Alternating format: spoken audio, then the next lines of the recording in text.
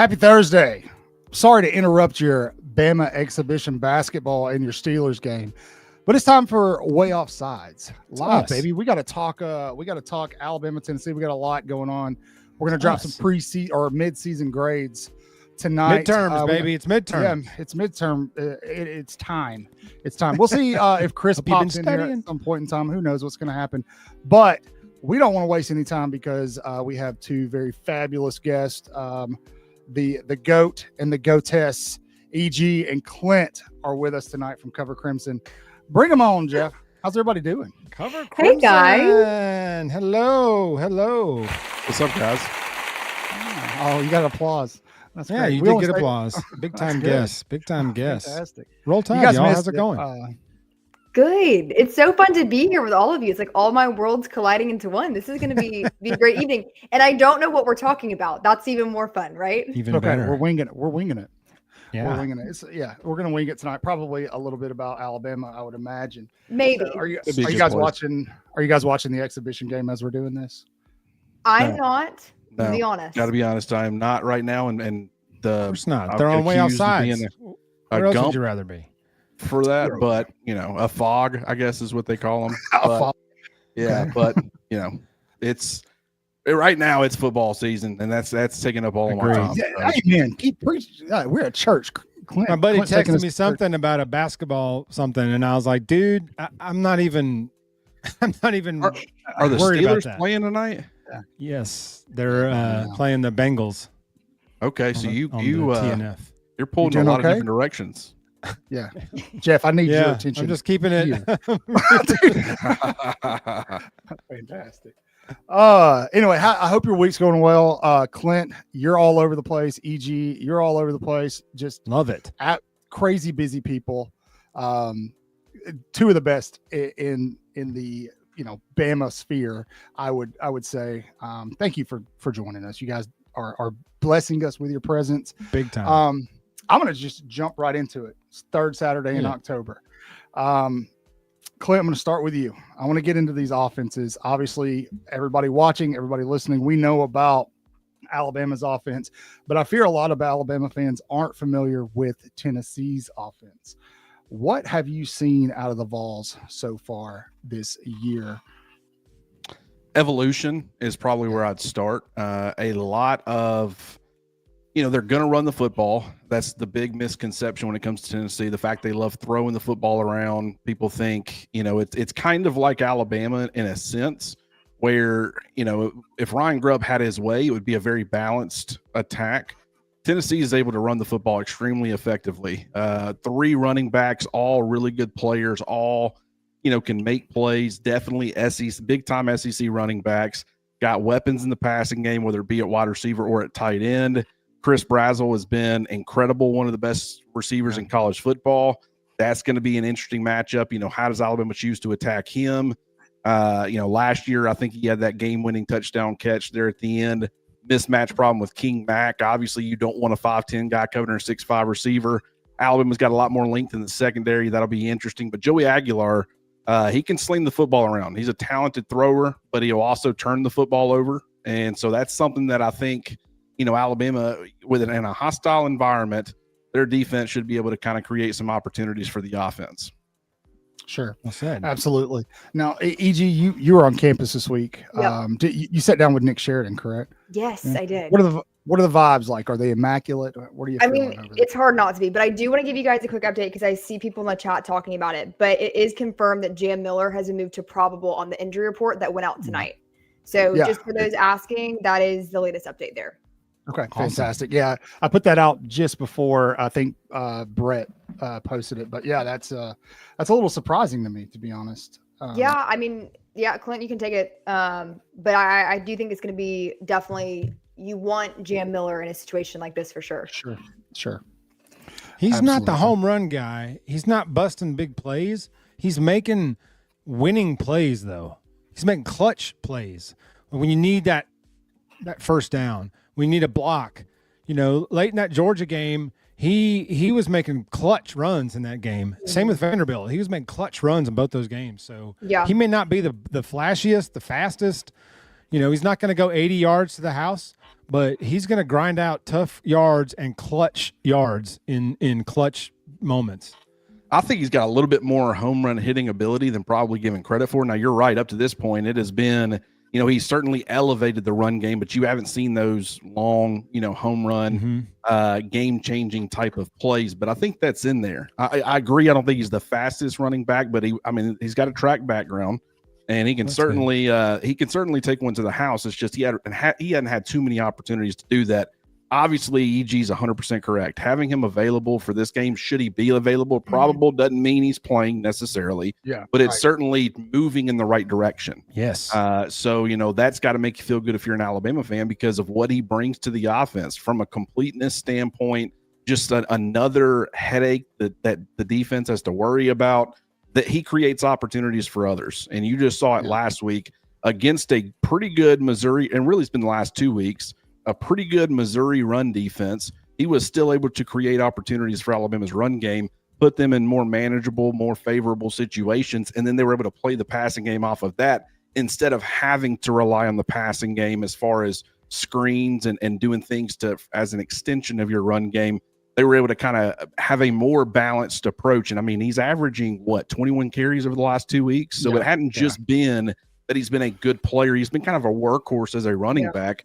That's definitely a guy that you wanted to have available for this type of game. Well, and Clint, I'll add to that real quick because to go back to what Coach Sheridan said, because I don't want to get past that as well. But I did sit down with Coach Sheridan this week in the facility, and it was really interesting to be able to talk about Ty, and especially with this Saturday, what's going to be really important is protecting him, right? Because obviously Tennessee leads the country in sacks, and so it's one of those things where we've seen Ty make really great off-schedule throws.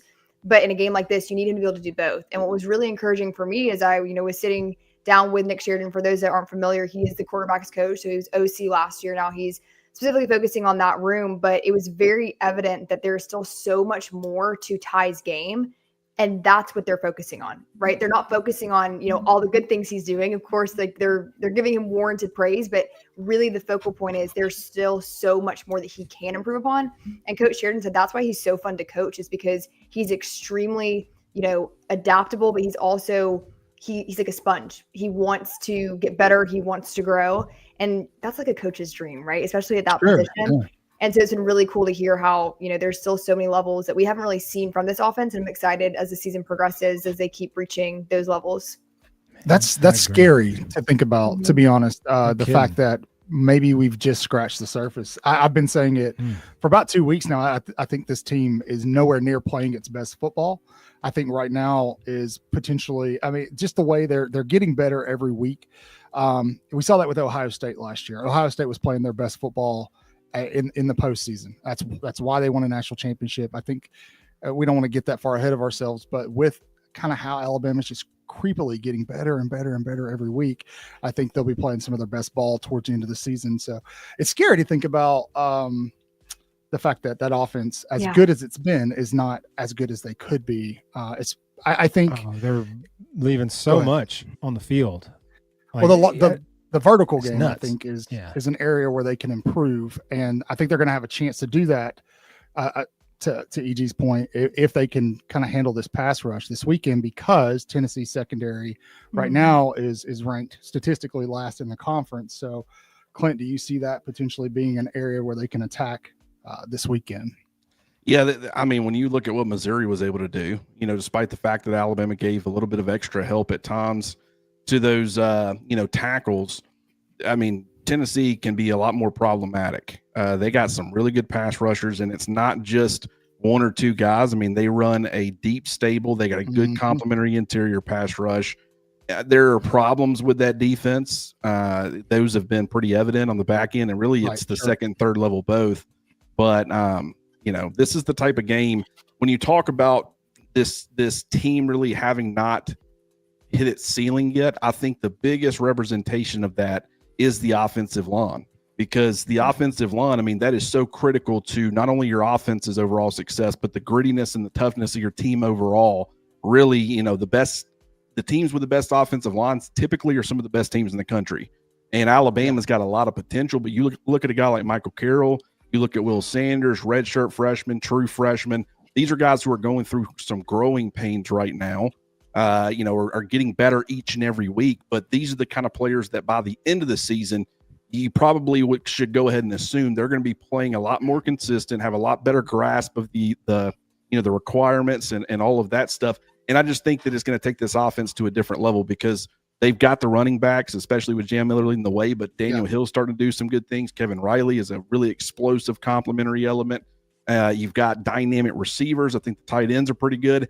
And the defense, they're figuring some things out as well, but they're starting to come on and they're winning in really important numbers, like as far as getting off the field on third downs and things like that.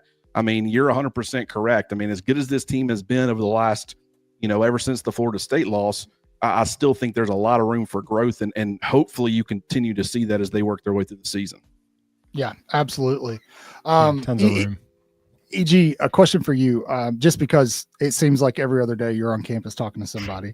And so I'm like social media, I'm like, where's EG today? Right. So I'm like, you should start a thing on Twitter, like, where's EG today? Like a hashtag, where's EG today? Maybe I should. Would you guys like? I mean, let me know. Yeah, we'll kind of funny. Yeah, absolutely, 100%, without a doubt. All right. So actually, I discovered you when Nick Saban retired. All of a sudden, you just popped up. You were camped outside Malmore. I'm like, who is this? Yeah. I'm like, oh, okay, cool. But you've been on campus a lot. There's been a lot made to do about Caden Proctor. Yeah. And I mean, I don't know if you guys saw the video of Tim Keenan discussing the potential of there being like a play for him and Proctor both. Now, I get it. It's exciting. It's fun. In your mind, like, do you feel like there's an area where like it might just be time to kind of take the foot off the gas with the Proctor offense stuff? Does it scare you? It scares me a little bit. There's a few things here. I did get to chat with Caden about, his journey right now as everyone's favorite unexpected skill player. He's small in person, right? Y'all, I'm 5. Okay, let me just say this. I'm 5'8" for inquiring minds. Okay, so I'm not necessarily short as a human. Clint can attest to this. When I am next to Caden Proctor, like the thumbnail of that video is hilarious because I don't even look like we're on the same planet. And like having to frame that shot up, I was like, I feel like I need to be on my tippy toes. He's like, no, don't feel like you have to do that. I'm like, it's not a feel. I'm talking to your kneecaps, so I kind of need to. Literally, he's just such a gentle giant, though. I will say that. But no, I think that what was funny is I asked him, do you feel like this is like the most athletic plays you've made? Because coming out of high school, it's a dual sport athlete, all these things. That's what I feel like people don't really understand about offensive linemen at this level. They are insanely athletic. And Caden Proctor is just to a whole other level of athleticism with his speed, the way that he moves. It's fascinating to watch. And he said he does feel like this is like his most athletic moments because it's happening on such a big stage, but he wants to get into that end zone. And I told him, I said, okay, when that happens, because everyone watching this, everyone who watched the Yale Alabama videos, everyone wants to see him get into the end zone, right? There it is. Wow. It's like Kevin Hart with Shaquille O'Neal. Literally. Like, did they bring like elementary school kids through to see practice or something? It's crazy. And like, it's so funny because I normally, I don't feel short when I'm around a lot of players that I'm wearing heels. Like I try to make myself like larger, you know what I mean? Like be on their level. With Caden, it's like you can't even do that. He's just like this massive human. So funny. And like interviewing him too, I'm looking up at him. I'm like, okay. Can you get the crane over here? Like they put you in a box like they fix telephone lines with, and they just like raise you up in the basket. Seriously. Next time, just ask him to sit down. Like bring some chairs. Right, over, and then we be at eye level. I mean, when I tell you guys, like he's awesome. Like I really have enjoyed getting to interview him a couple of times, just like who he is as a person. He's so unselfish, and that's what he said to me. He was talking about how like I don't care what I'm doing, if I'm tackling, blocking, catching a ball, running the ball, anything for the team is what he said. Anything for this team, and I think that just shows you the quality of players that this team is made up of, and Caden Proctor is obviously one of them. I asked Coach Grubb, this was 2 weeks ago when we had media, and I was curious about what his thought process is on being more creative, kind of like you alluded to, right? Because we're seeing a lot of creativity with the offense, but it is a little unsettling at times, right? From our vantage point, because we want to keep these guys healthy. And right now it's been positive, right? There hasn't really been a moment where it's like, we have that back with the creativity, whatever.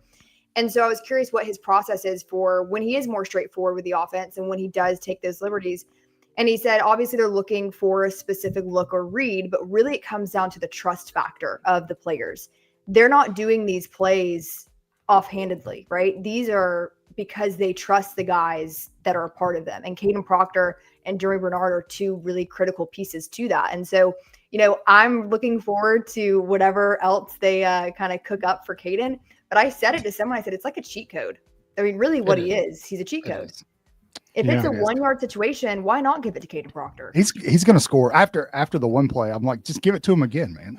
Right. If he wouldn't have jumped, he would have scored, but he jumped, and landed a little short. But had he stayed on his feet, I'm just waiting for us to collectively start giving Parker Brailsford a little bit of praise. He's catching passes as well. That was that's true. Yeah, you're right. Yeah, you're right. The multiple offensive linemen who were skill-worthy players. I'm telling you. I mean, Parker Brailsford is an athlete as well. I don't know if you guys ever did that flag football, intramural stuff in college. But the center could run routes. Hey, he was an eligible receiver. So let's get Parker Brailsford involved too. Next to quarterback was center. That's right, flag man. football. Let's get him involved. It's been fun though. It definitely has. And Caden, I mean, anybody that had seen this guy, whether it be in high school, whether on the college level, I understand. It's funny because a lot of people, because he does struggle with edge speed at times, they think he's not a great athlete. I'm telling you, and I mean, Evan Neal was a great athlete as a big offensive tackle as well. He's certainly struggled with edge speed on the NFL level.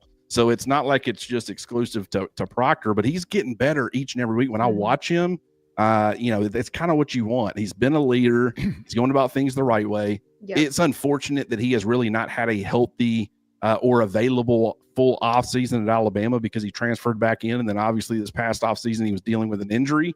But, as he's getting better in better shape, he's worked extremely hard to drop a little bit of weight. He is starting to play better and better as the season progresses. So I think he's earned his opportunities for sure.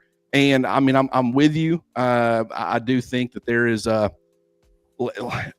let's not get too cute. As much as I love to see it, at some point when that backfires, all of this love that this idea has been getting, it's going to immediately flip in especially if it's in a critical moment. Now, granted, I think they've been very safe with it, and that's what I like about it. I mean, obviously, as long as your receivers are blocking out on the perimeter, not given what a receiver gave last year against Oklahoma on a pick six, you will have an opportunity for Caden Proctor to catch the football. It's just, I mean, if he would have dropped that football, then it would have been a fumble. I love the creativity. I think it kind of represents Ryan Grubb and what he's doing for this offense. Guys are kind of having fun with it, and they're figuring out creative ways to get it's. Everybody talks about Caden Proctor, but just the creativity to get a lot of different guys involved. It's been a lot of fun to watch. So I'm going to piggyback off that, Clint, and then I'm going to pivot back to you, EG, in a second. Obviously, the right side has gone through many changes and struggles. Is Michael Carroll? Is that job his to take at some point? I mean, we can't keep running Formby out there at right tackle if we're going to be serious contenders, in my opinion. They're going to exploit that weakness in no time if he keeps getting the majority of snaps out there. Are they just going to keep rolling with him? He wasn't much better inside. Is Formby more of a backup player getting starter reps because of Carroll's age? Well, I think that we're all, everybody heard Ryan Grubb, and I think that you can, there is some assuming there, but I mean, I think that he was pretty pointed as far as, what Michael has done. And, he's a very talented guy. What I love about him the most, I mean, as great as he is from an athletic standpoint, from a physical standpoint, it's the grittiness, it's the toughness, it's the competitive edge in which he plays the game of football. And that as someone that has played the game, those types of players, they take everybody around them and elevate them to another level. And, because when they're playing good football and they do good things, but they're never settling, they're always trying to get better. I think that is infectious to the rest of your offensive line, the rest of your offense, and really your team in general. Vulcan Formby is a good player, though. I mean, I hate singling out 2021, but this is nowhere close to that right tackle problem. I can assure you. Now, granted, is he, has he had some issues? Absolutely. He's also, this past week, he was going against a really good pass rush, and he's going to go against another one on Saturday.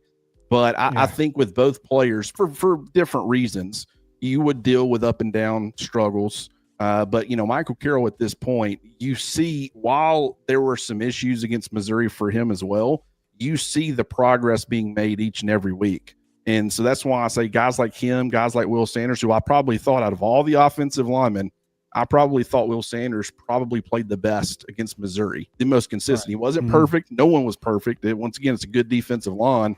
But, I think that as the season progresses, you're building depth. If you have any issues as far as an injury, maybe you finally get Michael Carroll out there and then something ends up happening to him. I mean, you've got a guy who's already played a lot of football, the continuity factor there on the interior. You got multiple guys. You got Jaden Roberts, Geno Vandermark. You got Will Sanders now. You just got a lot of different options. And I think that while that has, come with some growing pains along the way, I think in the long haul, it's going to end up being extremely beneficial for Alabama's offense and really the team in general. Absolutely. On that same note, Clint, and I want to ask you in terms of this Tennessee game, obviously that offensive line, defensive line, pass rush matchup is something we're watching. Where else did you think Alabama matches up really, really well with Tennessee? Definitely think their receivers against their secondary. I mean, that's kind of the easy one. Sure. I just, and really it's not as much as Tennessee has struggled, you would almost be going into any game. And as long as it wasn't an Alabama caliber secondary, as far as depth and the various options that you had, you would be saying Alabama had at bare minimum a slight advantage over the opponent. But it's this combination of Ty Simpson's ability to utilize those playmakers and their own talent. I mean, you've got a lot of different body types, guys who can do different things, guys that can make plays after the catch. A lot of interesting weaponry at Ryan Grubb's disposal, and I just think the combination of Ryan Grubb's innovative, style, I think Ty Simpson's ability to go out there and execute that, and then he's just got a plethora of playmakers that can do a lot of different things. That's really tough to stop. Now, I'm not saying they won't go out there and have some problems. I mean, obviously, sure, these offenses, 2020 Alabama, 2019 LSU, 2022 Tennessee, at various points, they might have struggled for short periods of time, but it's just, it's very tough for everybody to have an off day. And as long as you've got one or two or three guys who are not having an off day, you're still going to have a really effective, really consistent offensive performance. And so while there have been some struggles down in the red area and they're still trying to figure some of that out, I think that's a massive advantage for Alabama, relative to Tennessee, who's also got a really good passing game and a really good quarterback. But, Ty Simpson and Alabama, they're also going to have the home field advantage at their back. And I think that's pretty critical too. Yeah, especially with the way Tennessee runs that hurry up and, that's going to give us some fits. EG, how confident are you? How are you feeling going into the weekend? Yeah, this is one of those games where I think that, you're looking at it. Alabama seems to match up well, and Clint keeps emphasizing that home field advantage. I think that's going to be huge.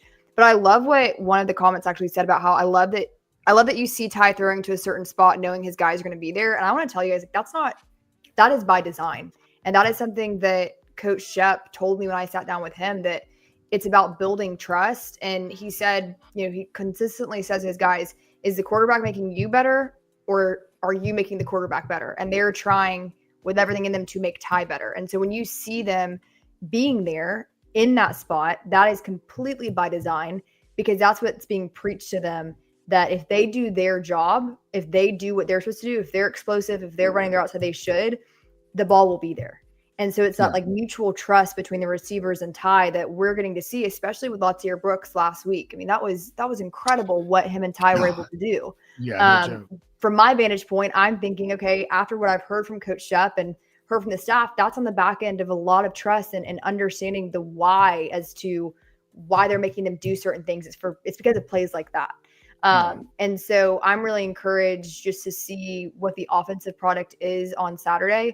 I think there is a little bit of, and Coach DeBoer said it on Hey Coach, how this is a defense that, an offense, when they smell blood in the water, they turn it up a notch. And so that's going to be a challenge, obviously, for the defense. And Coach Womack has said continuously, just like with the offense, there's still a level of this that we haven't even seen yet. And I think the biggest difference for me as I look at this game and the rest of the season is that Alabama is playing really solid complementary football and team football, as Coach DeBoer put it, where you're able to rely on both sides of the ball to make a play for each other. And that was something he said We didn't really have that last season. And I think the best example of that is against Tennessee a year ago. And so I'm excited to kind of see this shift and just kind of have my eyes on a few different guys that, maybe aren't getting enough credit right now. And so I'm looking forward to Saturday being there. Clint will not be there, but I will be there. What? Unfortunately, I know. We're into working out some things and phases, but I'm ready to reunite with Clint and Bryant. See EG with another video of Ryan Williams when he scores a touchdown and points right at her. That was awesome. The most incredible video, and I thanked him for that. I agree. Last week, because I was like, that was an incredible video on it. Like, and I was like, could you see? I mean, y'all, this is like behind the curtain. This is fun. I like this vibe we have going. Yeah. But I'm in the end zone, right? And I see him, and I'm like shaking my head. I'm like, come on, like, go. Please. And I was like, could you see me? He said, yeah. Like, I could see you. I was like, okay, perfect. Yeah, ran right to you. So Speaking of Ryan, how healthy is Ryan? That's a great question. I'm just kind of relying on what the coaching staff has said. And last week, Coach DeBoer said that there was something lingering from the week prior. And that's really all I've heard as far as clear. He was dinged. Yeah. So that's, I guess, I'm going to listen to the coaching staff on that one and just kind of see what they give us in terms of the injury reports, which I think people have really loved are these injury reports. Yeah, they're great. Kind of see what to expect. Yeah, they're fantastic. Again, you talked about Jam, it's Thursday night and you get some good news that Jam's right now probable, which is still blowing my mind, but we'll see what happens. So, I want to, be respectful of your time. Clinton, you said you had about 20 minutes and we're on minute 30 almost. So that's all right. One thing I did want to chime in on, because I think EG made a great point as far as trust between Ty Simpson and the receivers.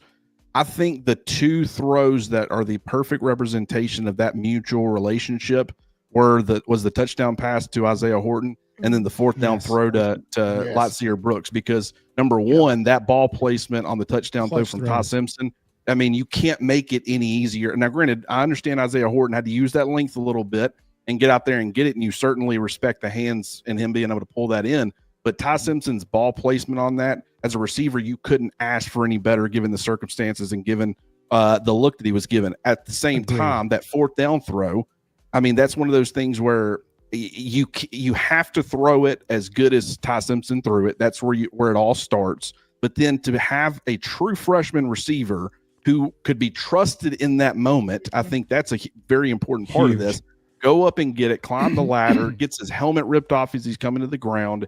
That is two guys on both sides, the quarterback and his receiver, both going out there and as EG kind of pointed out, making each other better by doing the miraculous. And I think it was just a complete representation of what this passing game has been. You've seen that a lot, and I think you'll continue to see that as the season progresses because, as a lot of people have pointed out, I think this offense is still finding its rhythm, as weird or as strange as that is to say, and you just see these guys continue to get better each and every week.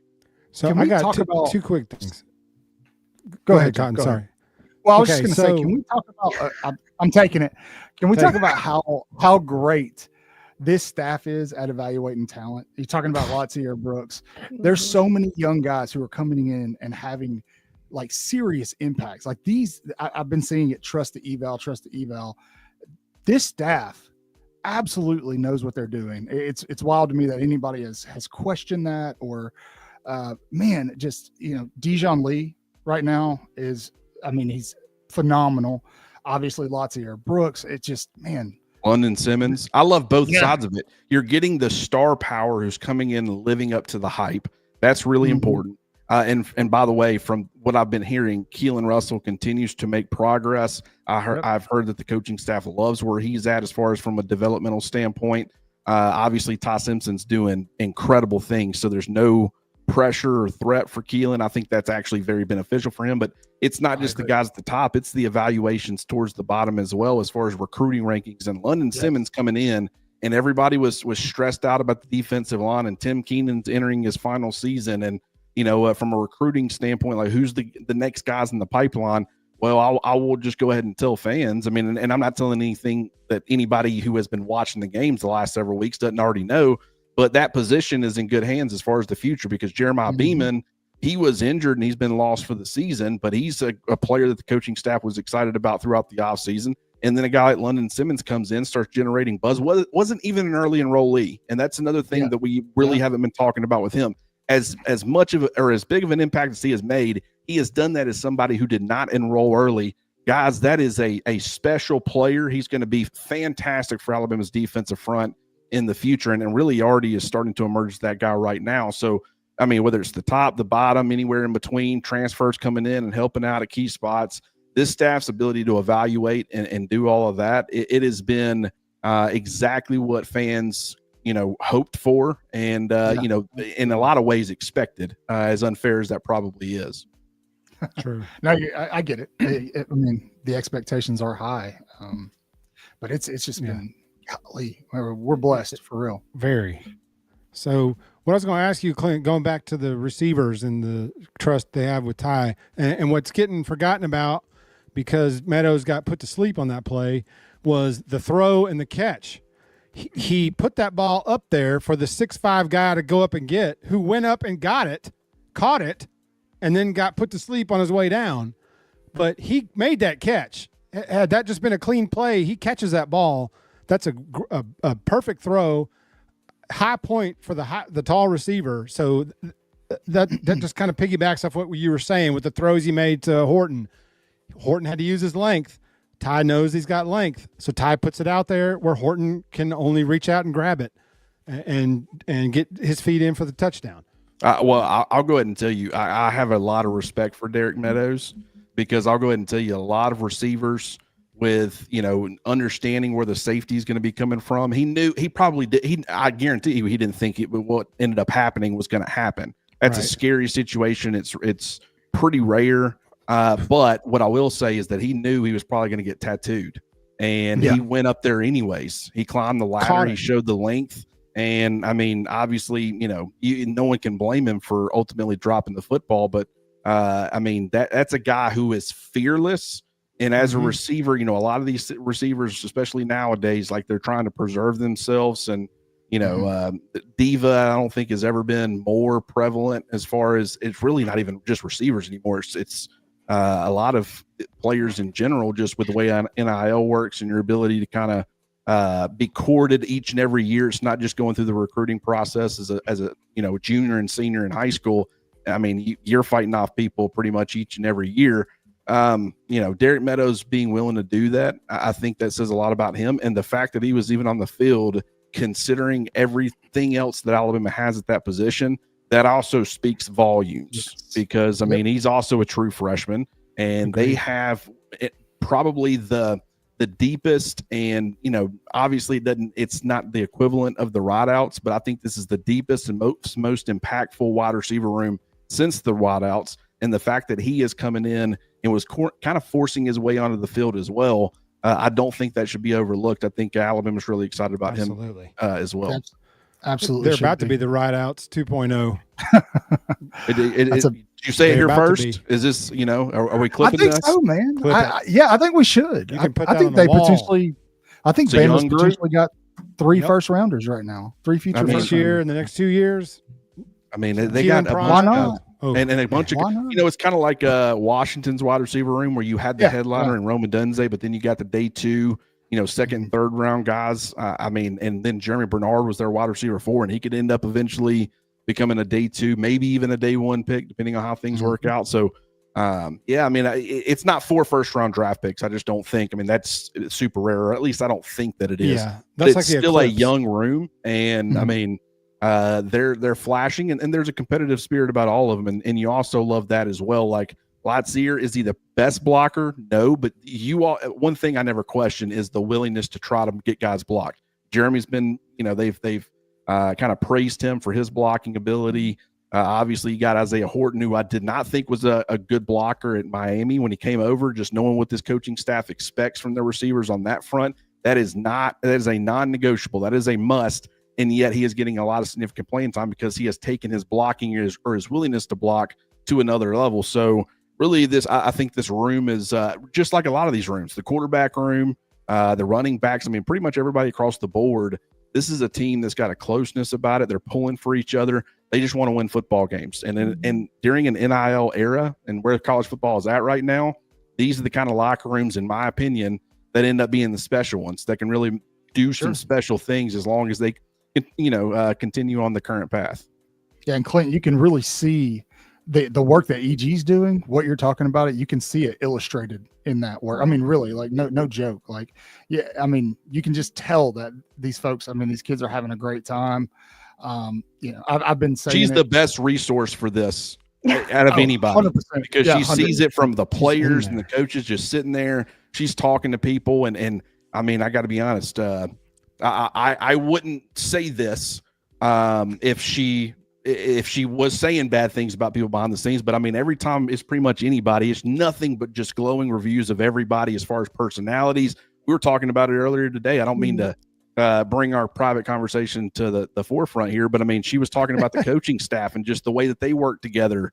I mean, it's a very close knit group, and they're all, they're going to war each and every Saturday together, and they certainly have each other's backs. Yeah, I'm glad you said that. I'm taking this one, Michael, because I've been sitting on this question for like 20 minutes. Go for it. But I'm glad you said that, Clint, because it has to do with the coaching staff. And EG, you sat down with Coach Sheridan. Mm-hmm. Did you? And I'm guessing what this answer is just based off what Clint said. But you could almost. Did you sense anything about Sheridan based on his demotion last year from OC to tight end or to quarterback coach, and then Grubb coming in and all the hype being around Grubb and everybody kind of bagging on Sheridan a little bit? Did you sense any, like, is he all in? Like he's all in. Like this, all in. Yeah, he's in. Like right. All in. Like, and I think what's really special is all three of those guys have worked together too back at Washington. So they're very familiar, and that gives an edge to this offense. And I was actually talking about it in one of my quick thoughts videos, because what that does, that provides continuity. And we often talk about continuity from a player standpoint with rosters, but we probably need to talk about it more with staffs, because thank you. Especially at a place like Alabama, you're going to have your staff cherry picked out from under you. Nick Saban dealt with it for years. And so I think that's a really special angle to this, is how in sync all of these staff members are with each other, with Coach DeBoer. And I think what's also really cool is, when I get to sit down with these assistants and everything, all that is on Yay Alabama. So I encourage you guys to go check that out and support the team that way too, because that also matters in the day and age that we're in. But consistently, I'm hearing how from the top down, the standard is excellence, and the standard is consistently improving, and it's starting with Coach DeBoer. And with every staff member that I've sat down with, it's so evident, whether it's been literally, at this point, I've sat down with all of them. And it's just really, really cool to see they're practicing what they're preaching. And not only do I see it with the players as well, but I also see it with those staff members. And there's a shared vision, right? And there are times where I'll be sitting down with, Coach Cap, offensive line, and I'm sitting down with Coach Mo, DBs, and they're saying a very similar sentiment, right? And it's not coach speak, it's just what's ingrained in them is this excellence that has to be reached. And so I really enjoy it, and I hope that it does show through in it, because I love getting to share these stories with you guys and getting to share a different side to the players and the coaches, and then sitting there on Monday as media with Cover Crimson and make it all happen. But I really do love it. Well, I will say we love that too. Kalen DeBoer is maybe, I'm not going to say he's the only coach in college football, but if he is not the only one, there are very, very few across all levels where a coach had enough respect for him, where in a lot of ways, first of all, give Nick Sheridan a lot of credit for being willing to, take what many would consider a demotion. And because he loves Kalen DeBoer, he loves what they're building at Alabama, and he was willing to do that, put his own pride aside. Obviously, the fans, I think that I'll go ahead and tell you, I think if Nick Sheridan was Alabama's offensive coordinator, I'm not saying, he would be doing everything that Ryan Grubb is doing, but I think that he would have a lot more success than the inconsistencies last year. And I understand 100%. That feels like a shot at Jalen Milroe. I'm not trying to take a shot. I think the system and the quarterback marriage, it's a lot more aligned this year. Yeah. How he wins is how this coaching staff wants to win. But I will say, this speaks volumes about Kalen DeBoer, because I'm telling you that, and Nick Sheridan, I just go ahead and list them both, because both of them, having someone that you're willing to do that for, but then also having someone that's, from Kalen DeBoer's perspective, one of your own staff members to make your entire, because it made the team better.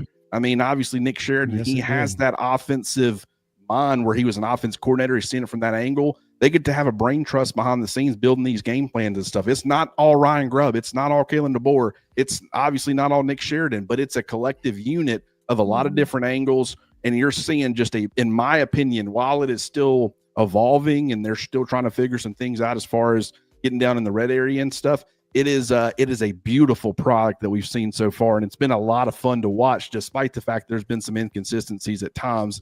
It has been wildly consistent as far as being able to consistently move the football, chew clock, and they've done that in a very unorthodox way. So definitely think the entire coaching staff, but really for this, Nick Sheridan and Kalen DeBoer deserve a lot of praise. Love it. Absolutely. I love seeing 100%. Shepard rip the receivers too for not doing what they're supposed to do. And what is it? Jeremy said, "Hey man, sometimes you had to rip our A, for a little while when we're not doing what we're supposed to do." I love seeing that. They said in the comments about Darth DeBoer. I was like, yeah, this I don't care, DeBoer now. Like, I'm doing it my way and get out of the way. I'm loving this. The black hoodie DeBoer. I mean, this guy is. I noticed your hoodie. Cold-blooded. So, oh yeah, I noticed. I got this early on in the DeBoer tenure. Got it. Well, Clint, EG, we'll let you guys get on with your Thursday night. The GOAT and the GOAT-S. Thank you both. If you guys don't know, you can check them out over everywhere. Just search up Cover Crimson. You'll find them. EG does a ton of stuff with the Alabama. You guys want to push your socials real quick? You're more than welcome to. Clint, you go first. I mean, I'll say this, if for anybody that loves listening to podcasts, Cover Crimson Podcast Network, we're trying to grow that side of things. Spotify, Apple. I'm a YouTube guy personally, so that's kind of where I've always leaned, but I'm in such the minority on that front. So a lot of people like consuming their content through podcast form. And if you do, certainly would encourage everybody to go over there and click the download button, Cover Crimson Podcast Network. I think that would be a huge help to us for sure. So we appreciate you guys having us on. Yeah, and I'm going to echo those same sentiments for sure. We have a lot of fun over at Cover Crimson, and we try and give you guys the best, and we love getting to collab. This is our first dual appearance, Clint. I love this. What took us so long? I mean, this is right. This has been fun. We're happy. Great idea by you guys, by the way. Right. We're happy to be the ones to have brought this duo to everybody. I was like, I got to get Clint and EG back on at some point in time. I was like, why not? Why not a 2-for-1 here? Right. So, anyway. So good. All right. Before you go, I got to ask you, can you don't have to, score a prediction for Saturday before you go? I'm out on this one. Clint? Yeah, that's fair. That's fair. I have said 35-20. I was thinking 35-28 all week, and then I asked Jimmy before giving mine. I shouldn't have done that because he said 35-28, and then I'm like, now it looks like I'm piggybacking. So I've changed it to 35-27. I think Alabama ultimately forces 1, maybe 2 Joey Aguilar turnovers. I think they're able to move the football consistently. Will there be some growing pains, some continued growing pains at times? Absolutely. Got to avoid those situations where the pass rush can get after Ty Simpson, but I think that this team, and granted, I do want to acknowledge every time they do something like they did after going to Athens and beating Georgia, and then you got Vanderbilt and that revenge factor, and they're a much better, much improved football team, and Diego Pavia running his mouth and just the emotion that goes into that. And then you go back on the road to Columbia, you play a really good, stout Missouri team who is probably as good as they have been in the last several years, and you figure out a way to get that win. Every time you do that, it becomes that much more difficult to keep it going. So, sure. I mean, I'm not saying that the wheels are going to run off. I mean, it's possible that Alabama continues to just run this thing on, to the playoffs. But at the same time, I also wouldn't be completely floored if at some point you did see a little bit of a hiccup along what I think has been a very improved path. But at the same time, you're looking at the X's and O's of it and stuff, and the fact that it's in Bryant-Denny, I ultimately think Alabama figures out a way to get not only a win, but not covering the spread with where it's currently at, but getting pretty close. Fantastic. I'm with you. Yeah. I'll give mine later on when we do our picks. But again, I didn't have us covering the spread either. I do not. But that's okay. I had us winning. So we're all unified on that front. Yeah, we're winning. Except for EG because she's bound to silence. She's waffling. But all right, thank you both again. Enjoy your night. Enjoy your college football weekend. EG, try not to get run over in the back of the end zone. Always. We'll be looking for you. We're going to get you a way offsides t-shirt. You can wear it in the end zone next home game. Yeah, no, I've often thought what I would do in that situation. I feel like a very stoic thumbs up as I'm being carted off would probably. The Wesley Britt is what we'll call it. Yeah, like the zoom in on the thumb and like just at some point, just start moonwalking across the back of the end zone, and we'll. That's EG right there, buddy. All right, I'm out. You guys are the best. Right. We will definitely. Thanks, EG. Thanks, Clint. God bless. Have a good night, guys. Fantastic.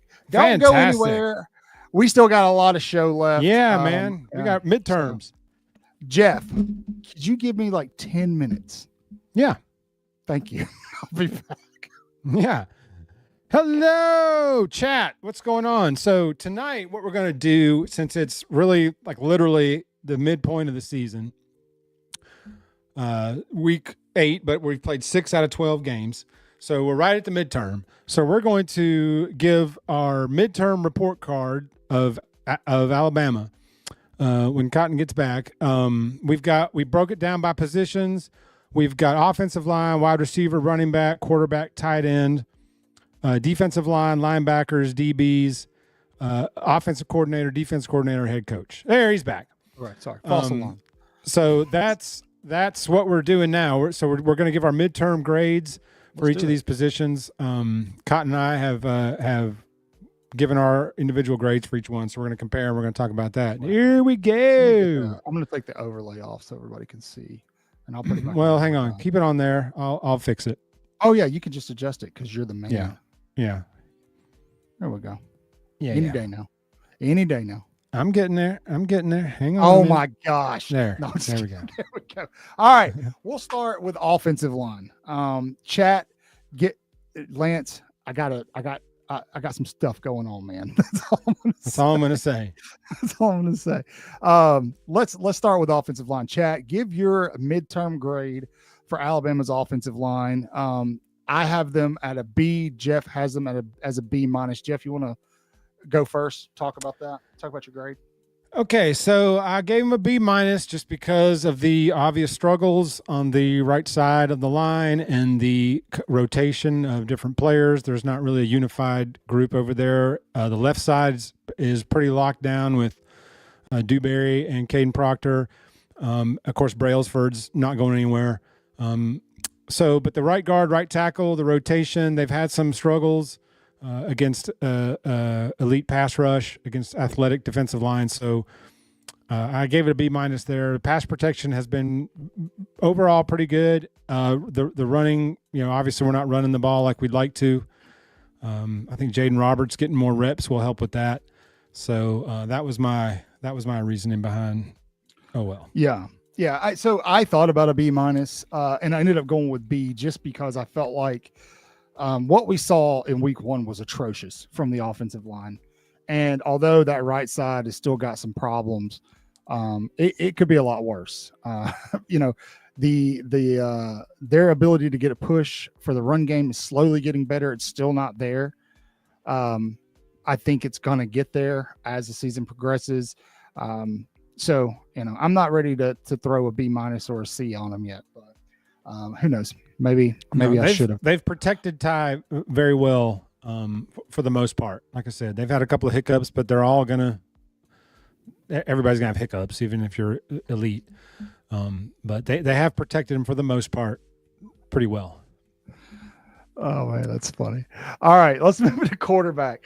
Ty Simpson's been playing. Dude, I know. Everybody guessed. Ty. Yeah. Look, y'all. A lot of you know who've been around. I've been sick for a long time. I'm on some medication, and it's not doing my stomach any favors today. Me and Jeff had this agreement before, like just go off the air and go and come back. Just go and come back. It's also causing me to cramp up the whole time we were talking to them. My left thigh kept cramping up and I kept having to stretch my leg. And there's a trash can right here and it was like bouncing around. I was trying really hard to be quiet, but all right. Leave your midterm grade for Ty Simpson. I got him at an A just because there have been some shots that he has missed. I mean, he doesn't miss them often. He didn't have a fantastic game against Missouri. He had a good game.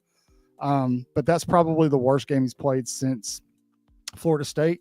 And 2, EG's point, I think that Ty Simpson is could play a lot better than he's playing right now, which is crazy to say out loud, but I mean I do. And so Jeff, you're really high on Ty. I was very high on him just because of his clutch gene. He has got the clutch gene. You can't coach it, you can't teach it. You're born with it or you're not. And in my opinion, he is born with it, and he has made several clutch throws and clutch plays in big time moments. Now he's left some points on the field. He missed several easy layups against Florida State. We all did that day. And then he left some against Missouri. And then he had that fumble. You can't fumble the ball in the first play of the second half. I know that was it wasn't a great play in my opinion to first play of the second half to put your quarterback back there to get teed off on. But he's got to hang on to that football. So he's made some he's got room to improve. But I think his clutchness is what got the plus for me. Okay, fantastic. Now running backs, we're dead even here, probably for the same reasons. I'll let you kind of talk to that, and then we'll move on to wide receivers. Yes, we all have seen the lack of a running attack. The only reason it didn't get worse for me was because of the clutch runs that Jam had late in those games that really sealed. And then that play, the fourth down play against Georgia, that was big time clutch. So you get a lot. I rate a lot on clutch factor and the clutch gene, and Jam's got it. And like Clint said, he's got the ability to hit the home run. We haven't put him in open space much. Every carry he's gotten is that A gap. So we haven't really gotten him out in space. So who knows what he could do in space this year if we could just get him out there. But yeah, we haven't seen a lot from the running backs consistently. We've seen clutch plays and clutch moments, but not like consistent. Yeah. Now I still think that as that offensive line midterm grade goes up, the running back midterm grade will go up as well. Agreed. There was that one drive Alabama had at Missouri where they just ran it down their throats the entire drive. They showed that they can still do it. Now we need to see them do it consistently. So we're going to get there, Herb. Hold on. Yeah. All right. I got some questions on a couple of these grades. This is not the sheet I was given to grade off of. But. Dude, I had to shorten it to fit the graphics. I was about to say, for graphic purposes, we had to combine some. I've got it on the phone, so we'll say it. But all right, wide receivers, obvious A across the board. They could be better. Some of them, Ryan Williams could be a little more shorthanded. Wide receivers are fine. Tight ends. I think the tight ends have been exactly what you want from tight ends this season. They've come in clutch. Jeff Cuevas has picked up right where he left off last year. I want to see them use a little more in run blocking, but that's I'm where okay they got with the those minus for me. too. That's what got the minus for me was they haven't been a tremendous help run blocking. Okay, but Cuevas has turned into a legit tight end. That guy's a legit tight end. He's not just a blocker or a second or third stringer. He's a legit TE1. Yeah. All right. Let's go ahead and go to the defensive side of the ball because we still got to do picks. So, defensive line. I think the defensive line, surprisingly, especially coming off of that week 1 game, they've been better than we thought. In terms of stopping the run, they've only allowed a few big bust plays per game, but ultimately they are stopping the run pretty consistently. I think this defensive line, even with the guys that are banged up, is a lot better than we thought it was going to be. I think it could be better. So I gave him a B+, man. That's fair. Yeah, that's fair. I had the minus mainly because the opening scripted drive of whoever we play, they just go right down the field and score. Yeah. And then the defense locks them down for the rest of the game. Well, not locks them down, but I mean the defense tightens up the rest of the game until the end, and then we let them go right back down the field and score again at the end of games. So, but I agree with you there, Cotton. They played a lot better than I thought. And then especially dealing with injuries, Quay going out now, Smith being suspended for because of the targeting deal, so we were down him. But I think the defensive line is really coming in to form. Okay. So linebacker. So Jeff has him as a C plus. I have him as a B minus.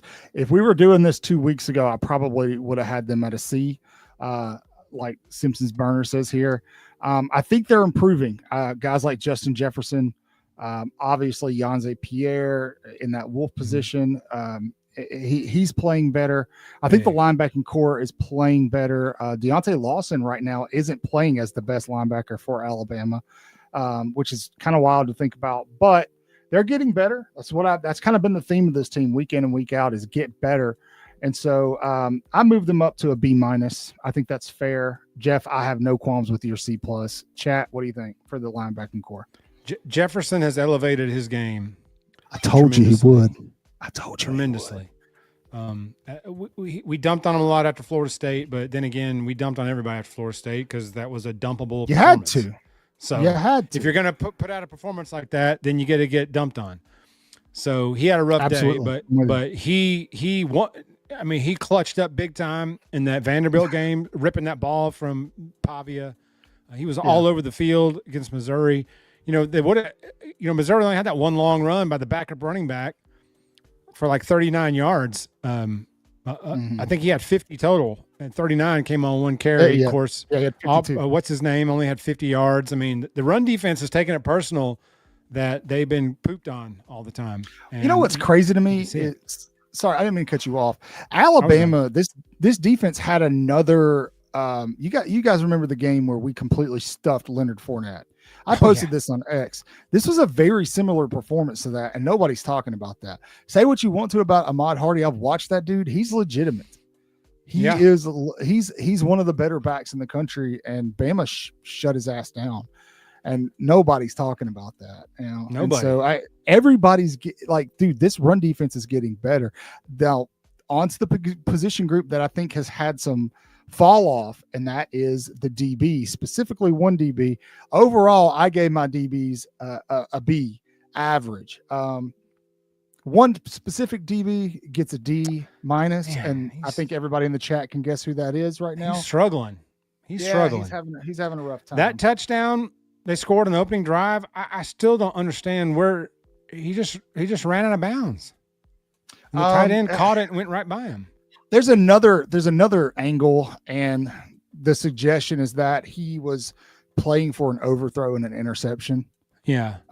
But in doing so, he lost his guy and gave up a touchdown. And that tight end's like 6'9". So what could have looked like an overthrow, he just goes up and catches in the air. But it did not look good on the television. That's what I'll say. Especially when they showed the replays and you're like, why is he 4 yards out of bounds? And watching this guy run by him for a touchdown. That doesn't make sense. Yeah. But ultimately the secondary is as advertised. Steven. He's over there getting water. Yeah. The secondary is as advertised. When you have a pass rush that's not getting the quarterback to the ground, there's eventually going to be some bust back there. Somebody's going to get open. So that's going to happen. I will say that I was not happy with the last offensive play from Missouri in the Missouri game. If that quarterback had half a second more, they probably walk off a touchdown win in that game. I believe it was Dijon Lee that busted that. Just on the interception? But it was a bad throw from Pribula, and Dijon Lee was actually out of position. And I'll have to go back I think it was either him or Seven. I can't remember, but go back and watch it. You'll see what I'm talking about. But either way, Bray Hubbard's pretty much good for an interception a game. Well, also Vandy, the last throw against Vandy on that long, but the tight end dropped it, but he was wide open. Mm-hmm. Things like that need to be tightened up. The Georgia wide receiver, the touchdown wide open. But ultimately, this Alabama secondary right now is the third best secondary in the country. Overall, Alabama has the 18th highest ranked defense in the country right now. I told you guys coming into the season, if they can have a top 20 defense with a top 10 offense, watch out. Alabama's offense right now overall is 39. I think that'll change. They've played a ton of really good defensive football teams. They've got another one today. They've got Oklahoma, LSU, and then doesn't let up. Auburn. So it's not going to let up. But if this team was playing, Ohio State's schedule, they'd probably be the number 1, number 2 offense in the country right now. So, yeah, and let me piggyback off what Clyde Chronicles says here. Good point. Missouri had 4 turnovers and had none. If that makes sense. Yeah, no, I know it's frustrating. We'd be like plus 11. I thought I was going to have an aneurysm at all the turnovers Missouri had that they didn't have. We said it in the preview or the post game, man. It was just one of those games where like nothing was bouncing Alabama's way. They had to go and grind it out and it's like and win the game themselves. Can we get one bounce? Like Missouri's getting every break, and then David Pollock tweets something out about a call and goes, "Missouri didn't get the break they deserved." And I'm like, "Congrats, you just won dumbest tweet of the day, Pollock." All right, let's move on because this one's probably going to take some time. All right, so I combined these. Jeff actually had them broken down by position. Special teams has not been Alabama's strong suit. Jeff, Let me bring it up here on my old cellular device. You actually have all right. Jeff has punting as an F-. I didn't know an F- was a thing, but it is now. There is now. He has place kicking as a C. And kick returning as an F. So I probably just should have put an F on here. He says mainly because we haven't had a kick returned and all punts are fair caught. Go ahead. So that's what I was going to say. If you didn't read that part, I was like, they've had a couple of kick returns and every single punt by Cole Adams is fair caught. And which sucks because I'm like, Cole Adams can provide something other than fair catching punts. I'm with you. And then the kicker, I gave a C because inside 40 yards, he's like Jeremy Shelley, guy's money inside 40. So, but I thought he bounced back after that, after missing that kick. I thought he bounced back nice, kicked 3 clutch field goals in that game, and so I thought that was a good bounce back by him. Now the punter is trash. Has Alabama given up a kick return touchdown this year? Didn't we? Not give until up one? Saturday, since you just said that. Are we sure? I thought we gave one up. Did we give up a kick return? I think we gave up a long one. Did we give up a touchdown? Where's no, Lance? I think Lance, we did. We did against Wisconsin. We did against Wisconsin. I'm almost positive. Chat, remind me. I can't remember. Right. Lance is right on the Ivan Taylor thing too. Okay. Wisconsin. Okay, it was Wisconsin. All right. Thank you, Tim. Okay, we did. All right. Okay. All right. Scott. So there's my grade. Now coaching overall. Chat, I want to hear your overall head coaching grade, your overall defensive coordinator grade, your overall OC grade. So Jeff is actually pretty liberal here with the grades. He gives Ryan Grubb an A-, Kane Womack a B-, and Kalen DeBoer an A-. Go ahead. Explain yourself, sir. Well, none of them can have pluses because of the opening week. You got to factor that in. So whatever grade I was going to give them, they were going to immediately get a minus just for that game. But yeah, I mean, obviously the defense is playing better, but the opening scripted, giving up a touchdown every opening drive, not every one, but looking pretty vulnerable on most opening drives. I would love us to come out and hit a 3-and-out. And force a 3-and-out immediately on the opening drive, or make a big play on the opening drive. It's like we don't have to be warm butter every opening drive just because the plays are scripted. That's fair. But the defense has, but to their credit, after that opening drive, after those scripted plays, they toughen up. They get tough, man, and they take it personal and they play hard. So I give a lot of crap to Womack. Not his biggest fan, but I'll give him credit where it's due, and they've been playing well. Okay, fantastic. So just an update on Alabama's men's basketball exhibition. They are currently up 96-91 on Florida State with about 4 minutes left in the game, shooting some free throws right now. Anyway, okay, yeah, so I gave him a B+, so that is where we are. So Jeff, I don't know what to click. So those are our grades. So overall, what does that equate to you overall, Cotton? For the entire team? For the midterm for the team. A B. That's exactly what I was going to say. Yeah, a B. There's plenty of room for improvement. We talked about that with Clint and EG. And I think it's coming. Thank you, Steven. I do. I think it's coming. So, dude, for real, Dude, how awesome, like Lance Steven, said, if we you. just busted their butt 42-17 and we got to relax for a Saturday. I need a game like that. I can't Yes. do another nail biter, even though I think this one's going to be a nail biter. Y'all go look at Washington's games in 23. Yeah, they didn't blow people out, man. And then you go watch the highlights from the Oregon game in like week 5. And it's like 33-29. They're just trading back and forth. And it's like, I don't know if I could take this. All right. Jeff, you ready to do some picks? Chat, you ready to do some picks? Yes, I did not do graphics for picks tonight. That's okay. Sorry, everyone. All right. So that's all right. It's going to be our hot take segment. But before we get there, if you haven't yet, if you're new here, there are 189 of you watching over on X. Go over to YouTube really quick and hit the subscribe button. Please. If you're watching on X via Couch Casters or Bama Chris, go over to YouTube. You can find us. It's Way Offsides with 4 A's. Way, this is all caps. WAAAAY. Way.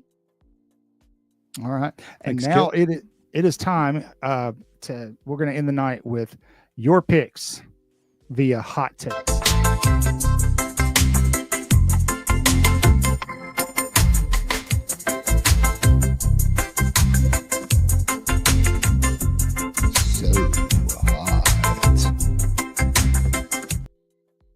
All right. Let's do some picks. Whoa. What happened? There we go. Brought to you by Pollen and University Traditions. Spend your dollar over at universitytraditions.biz. If you are in the social media game, Pollen Social is where it's at. It is the strongest social media tool I've ever used in my life. Go check them out at pollensocial.com. All right. Hot takes, baby. Let's pick some games. First up, 11 a.m. We've got the surging Commodores of Vanderbilt, number 17, taking on and welcoming in a struggling offense of LSU. It is rumored that Whit Weeks will not play in this game. I don't think it's going to matter. All he was going to do is throw up. Vanderbilt's favored. For the first time, Vanderbilt is favored versus an SEC team by 2.5. Chat, who's it going to be? Let's go, nerds. I'm with Bama girl. I want to pick. I'm taking Vandy, buddy. I am taking Vanderbilt. At home. I sure did. I'm looking at it. I am taking Vanderbilt. Steven says LSU. The fighting Theo Vaughns. That's good. That goofball's going to be on TV again Saturday. He was at a Tennessee game not too long ago. But by the way, chat, just the coaching carousel has started. There are rumors out there. I believe that Billy Napier will be fired this weekend, win or lose against Mississippi State. Rumor is they're going after Lane Kiffin pretty hard, or Marcus Freeman. I don't think they land either one of those guys. But who do you think Florida goes after, and who do you think Penn State gets? So Mike G says LSU. I think that Clark Lee is going to be the next coach at either Penn State or Florida. I agree.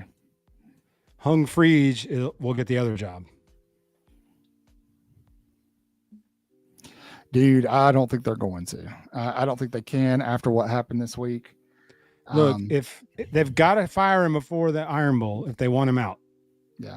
Is everybody familiar what happened with Auburn this week? They had a captain on the team asked to redshirt. Hugh Freeze told him no, and the captain left the team. They're having some serious locker issues. And then Freeze went on a press conference and threw the kid under the bus. Yeah, they're having some really big locker room issues right now. I think that they're going to have a mass exodus in the portal when this season's over. I think they're also going to probably lose a lot of their recruiting class. So I agree. Alex Galesh would be great at Florida. I agree. It's just funny because they said we were burning. But let's move on. Right after that, this is at 11:45. We're going to pick, I think we're picking only SEC games today. That's because nobody else worth a damn is playing anybody worth a damn because their schedules are cupcakes the rest of the season. But number 14, Oklahoma, who will play Alabama in a couple of weeks, will travel to Columbia and take on the South Carolina Gamecocks. Oklahoma coming off of a loss where John Mateer threw 3 interceptions Oklahoma is favored by 5.5 points here. Give me the Sooners. Boomer Sooner, Boomer Sooner, You got- Boomer Sooner, Boomer Sooner. Don't do that ever again. Thank you. I'm taking Oklahoma here. I think Oklahoma whips them. Alabama goes over to Columbia, whips them, and it sets up for a pretty big matchup in Tuscaloosa coming off of Alabama's bye week. Wait. No, Alabama plays LSU first. God, Yes. oh, man. This schedule is brutal. Oklahoma, and they cover. I agree. Yeah, I don't think Lane's leaving Ole Miss. We'll see. All right, let's move on. Number 4, Texas A&M will travel over to Arkansas. This is going to be a 2:30 kickoff. A&M is a 7.5 point favorite. A&M is a good football team, really, really good defense. Arkansas is better than a lot of people think. They took Tennessee to the wire. Taylor Green is a Jalen Milroe-esque quarterback. All that being said, give me the Aggies. I was about to win say, this I'm one. still taking A&M. Yeah, give me the Aggies. I think it will be a close game. I think we're talking 4 points here. I'm thinking, yeah. But at the end, if Arkansas wins, 32, that won't 28. surprise me at all. Like that'll just be like I could see that happening too. Let me ask you this: if Alabama makes the SEC championship, who do you want them to play? Just based off of what I've seen in the top teams in the SEC right now, the team I'd want to play is Ole Miss. Personally, I don't want to play Texas A&M. That mobile quarterback, I've had enough of that. Everybody's picking A&M. I don't care. If we're in the game, I don't care who we're playing. Except for Jay Bake. Fire up the Jay Harleys. Bacon Hogs ride. Bacon. See, I could see Arkansas winning this game. Hey, Bobby Petrino's at the helm again. 'em. Bobby Petrino's at the helm again. You never know. Most famous neck brace in the world. Almost, absolutely. All right. Speaking of Lane Kiffin earlier, the number 5 Ole Miss Rebels, who are not really the number 5 team in the country. I'm just saying. Number 5. Yeah, they're number 5 because of their schedule. Ole Miss is not as good as they're ranked. I'm telling you right now. But they will head over to Athens to take on the number 9 Georgia Bulldogs. Georgia is favored by 7.5. I think Georgia beats the absolute brakes off of Ole Miss. Georgia has had a couple of rough weeks, even though they came out of it with only 1 loss. I think they start to put it together. I think Ole Miss matches up with Georgia very poorly. Give me the Bulldogs. Yep, there we go. I had Georgia. I didn't have them in a blowout though. That Ole Miss quarterback just makes plays, so I think there's a potential for him to back into a play or two. I see what you're saying. I see what you're saying, but I don't know. In the first half. The second half, they'll get nothing. Yeah, Georgia's going to blow them out of the. I think Georgia's winning this game by 14. I've never seen a team like Georgia that can just come out of the locker room and say, "You're not going to run anymore." Yeah, no more It's yardage for you. You will not gain. You will not run anymore. You have to beat us another way. And then they do it. They shut down the run. Now we won the game, but Auburn was kicking their butt for that first half, even though it was only 10-3.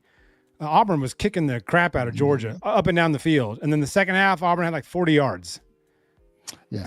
Well, Georgia just shut them down. Georgia just made it to where Auburn had to throw the ball, and they couldn't, man. Yeah.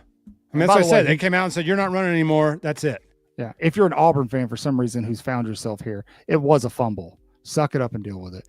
All right. I swear, everybody all the national media is like, it was clearly a touchdown, and I'm like, it was not. No, it wasn't. Dude, the ball was moving before it even got knocked out. Right. And then crazy. everybody is so focused on the refs that they're ignoring the fact that Jackson Arnold didn't secure the ball. Yeah. Like, put it on I saw that Auburn guy. fans posting an image of him today talking about how he's thrown 0 interceptions in 319 I games, saw that. which is true. And usually that is a very, very He's thrown many impressive completions stat. in his last But 319 if attempts you either. go back and look at what Clint Lamb said about it, and the reason why is because they got no vertical game. They can't attack downfield, so he's throwing check downs, bro. That's why. But anyway, all right, we need to move on for time's sake. Mississippi State in the who's going to get fired first game heads over to Florida. to take on Billy Napier? Well, the answer is Billy Napier. Win or lose, Billy Napier is out at Florida. I'm telling you right now, he will be fired by Sunday. Florida has read the writing on the wall. They know that look at what Indiana just did with Kirk Cignetti's contract. Florida is going to have to go get somebody immediately if they want to replace Napier and hold their class together. Even though Florida wins this game, in my opinion, they're 9.5-point favorite. They fired Billy Napier on Sunday. I have Florida winning too. Okay. I said all that. I don't know by a lot. I don't wins. know by a lot, but I do have Florida win that game at home. Yeah. Mississippi State's not ready to go win a road game like that yet, despite but how bad. Levy's got them on the right track, man. They will be. I don't think they're quite there yet. Yeah, if they can be patient with Jeff Levy, I think he can do something there. Now, we're not talking about national championships, but we're talking, consistent bowl appearances and stuff like that. So. He can have a run like Mullen had. Mullen had a good run there. They weren't any championship threats, but they were tough outs. Dude, imagine Billy Napier loses his last game in the swamp to Mississippi State. Golly. Which SEC school is Dan Mullen going to be at next year? He came out and guaranteed he would be at UNLV next year, so that just means he's negotiating with an SEC team. Yeah. Dude, I'm so tired of the same coaches just being cycled. Yeah, that's all it is. That's all NFL is too. There's a few newbies in there, but it's all retreads. Well, that's why everybody thought Alabama was going to be terrible with Kalen DeBoer because nobody knew who the hell he was. Yeah. All right. Texas, number 21 Texas goes to Kentucky. You got 12.5-point favorite there in Texas. They beat the brakes off of Oklahoma. Texas is not good. Maybe Oklahoma's not as good as everybody thinks they are. Whipped Oklahoma bad. Yeah. I think Texas loses one more and they're out of the playoff picture completely, but not this one. They beat and cover against Kentucky. Everybody gets really high on Arch Manning again. And if I remember correctly, they do play Georgia at some point, and that will probably be all she wrote for the Longhorns. Yeah. I agree with that. A couple of weeks. So I think they actually lose 2 more before we're done. I did say they were going to lose 3 or 4 games and not make the playoff. I made that prediction back in July. So here we are. All right. A team we should all be rooting for moving forward. I know you don't want to hear that. I know a lot of people don't like Eli Drinkowitz, but the number 16 Missouri Tigers head over to Auburn for a 6:45, a night game in Auburn. Another one, 6:45 kickoff. Mizzou is favored by 1.5 points. This is going to be a tough outing for Bo Pribula. I don't see them losing 2 in a row. Auburn's offense is stagnant. If Missouri can figure out how to score some points here, they'll win this game. I had Auburn winning a close one at home. Yeah, you're probably I couldn't bring myself to pick Missouri at night in Voodoo Hair Stadium. Yeah, I just couldn't bring myself to do it. Yeah, I should have picked Auburn. I'm looking at my picks right now. I wish I would have picked Auburn, but that's okay. All right. Haven't kicked off yet. It's not like fantasy. Well, I'm going to pick Auburn. I'm going to pick Auburn here. I don't want them to win, but whatever, we'll take them. So, all right. And then last but not least, the number 11 Tennessee Vols head to Tuscaloosa to take on the number 6 now, Alabama Crimson Tide. Interestingly enough, Alabama, after losing in week 1, is now ranked highest it's been this season. Alabama's looking to get a little lick back. We talked about this game extensively with Clint and EG earlier. Jeff, how do you see this one playing out, man? Bama by 100. Okay, give me a real score. No, I think we win. I don't think we're going to cover 9.5. I think we'll win by a touchdown. I just don't think that they'll be able to stop our offense. Okay. And the obvious strategy has been chew up clock, put the defense on the field, at least amount as possible, and just grind out drives. And I love it. And I think they're going to do the same Saturday. So I think Alabama's favored by 7.5 points here. Okay. 6:30 kickoff. Okay. So it was, but it's moved. And it just depends on where Chris got the number from. So, but anyway, I think that this is going to be the best secondary Tennessee's thrown against all season. By far. Georgia's secondary is not close. Alabama has the third ranked secondary in the country. There's a reason I said that earlier. I think Tennessee will get some shots in. They will score some points, but I think ultimately behind a couple of turnovers, again, Bray Hubbard's good for at least one pick. Alabama doesn't foil the opportunities like they have the past couple of weeks. They turn them into points. I think Alabama wins this one 37-24. I love it. I had 34-28 was what the first one that popped in my head. They stank. It's that inside of I'm with you, Cat. I'd love to see that. 42-21. I'd be prime happy for that. Ty goes 350 and 3 tubs.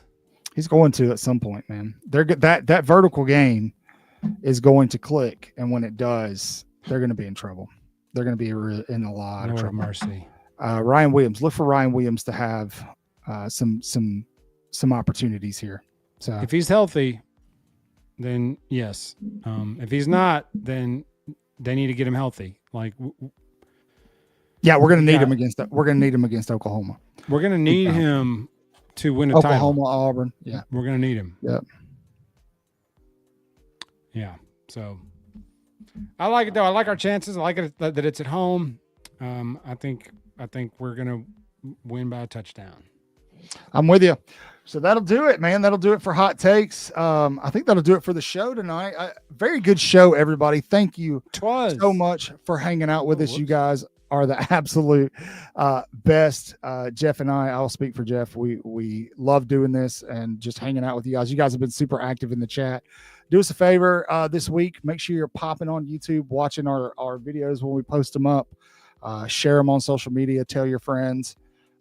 Saturday night. It's going to be a late one, but we'll be here post game. Celebrate with us. I'm in the house. So I won't have my cigar in the house, but let me know. I'll be here Saturday. I'll be watching the game at home, so I won't have a 40-minute drive home.